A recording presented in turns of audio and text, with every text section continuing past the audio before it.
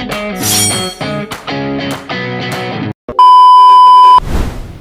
semuanya, Saya Angel Leonika. dan saya Kevin Hondo.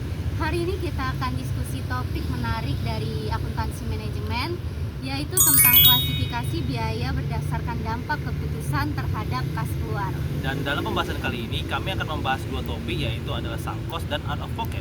Aku pernah baca di bukunya Hansen dan Mowen, mereka bilang kalau sunk cost itu adalah biaya yang sudah dikeluarkan di masa lalu dan nggak bisa lagi diubah oleh keputusan sekarang. Nah, berdasarkan hal tersebut, hal tidak bisa menjadi dasar pengambilan keputusan. Nah, aku juga nemu di Garrison, Noren sama Brewer, mereka bilang sunk cost itu biaya historis yang udah nggak bisa dihindari. Jadi walaupun kita mau bikin keputusan baru, ya biaya itu tetap ada, nggak bisa hilang. Kalau contohnya nih ya, misalnya ada sebuah restoran, dia udah ngeluarin sebesar 60 juta untuk renovasi interiornya. Iya. Kemudian usahanya tersebut sepi, jadi biaya 60 juta ini termasuk dalam sunk cost, udah hangus dan nggak bisa balik lagi. Dan keputusan berikutnya apakah dia mau melanjutkan usaha tersebut ataupun tidak, tetap saja biaya 60 juta ini tidak bisa dikembalikan lagi. Nah, bener banget. Jadi sunk cost itu sebenarnya kayak biaya yang udah hangus, kita nggak bisa ambil lagi. Jadi keputusan baru harus fokus ke hal-hal yang bisa kita kendali, kayak potensi keuntungan, biaya tambahan, atau strategi yang realistis untuk bisnis. Nah, kalau ngerti konsep ini, manajer bisa ambil keputusan yang lebih rasional tanpa kebeban mikirin uang yang udah keluar. Nah, jadi sumber daya bisa dipakai lebih efektif.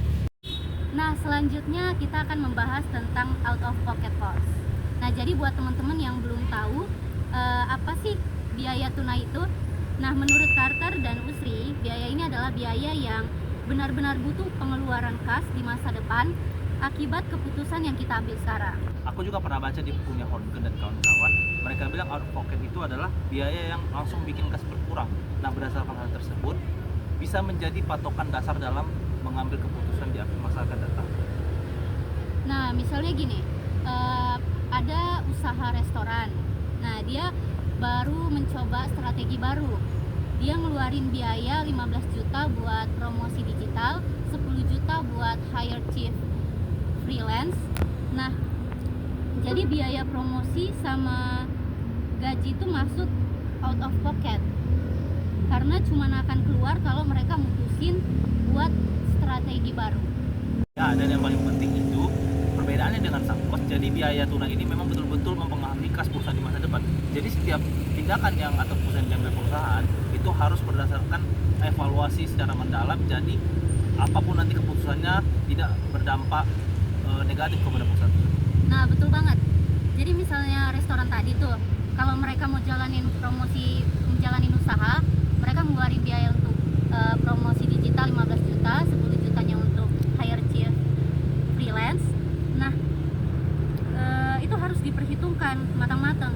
Manajer perlu lihat apakah potensi tambahan pelanggan atau omset dari strategi baru itu sebanding dengan biaya yang bakal keluar. Jadi itu harus dipertimbangkan matang-matang oleh manajer.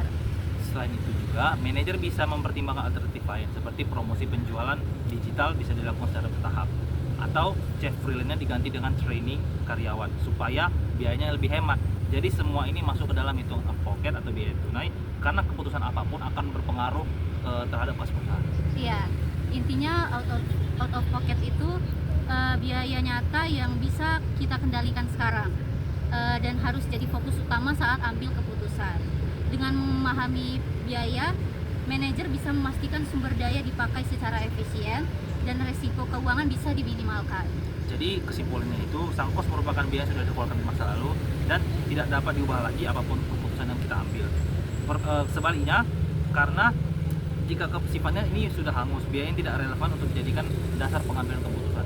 Sementara itu, out of pocket merupakan biaya tunai atau biaya yang benar-benar membutuhkan pengeluaran kas di masa depan sebagai akibat keputusan kita ambil sekarang. Biaya ini sangat relevan diperhitungkan karena langsung mempengaruhi arus kas perusahaan dan keputusan yang akan diambil. Iya, jadi intinya itu manajer atau pengambilan keputusan harus fokus pada biaya yang masih bisa dikendalikan dan memberikan dampak nyata, bukan biaya masa lalu yang nggak bisa diubah. Nah, dengan memahami perbedaan ini, pengambilan keputusan jadi lebih rasional dan efisien dan bisa meminimalkan resiko keuangan. Oke, sekian video dari kami mengenai sunk cost dan advocate. Semoga video tersebut bisa bermanfaat bagi kita semua. Terima kasih sudah mendengarkan. Sampai jumpa di diskusi berikutnya. Dadah. Dadah.